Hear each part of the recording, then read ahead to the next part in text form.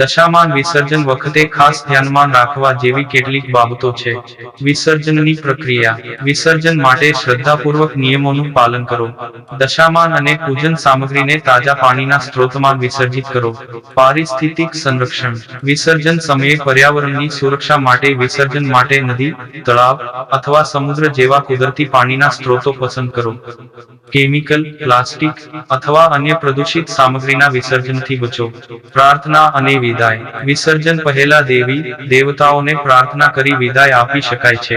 પરિવારમાં સૌ સાથે વિસર્જનનું મહત્વ સમજાવવું. જાહેર સત્તામંડળના નિયમો. સ્થાનિક સરકારના વિસર્જન સંબંધિત નિયમો અને માર્ગદર્શિકાનું પાલન કરો. સ્વચ્છતા અને વ્યવસ્થા. વિસર્જન પછી સ્થળની સફાઈ અને વ્યવસ્થા જાળવી રાખો. આનંદ અને ભક્તિ સાથે વિસર્જન કરવું તે દશામાનના અનુષ્ઠાનોનો મહત્વનો ભાગ છે.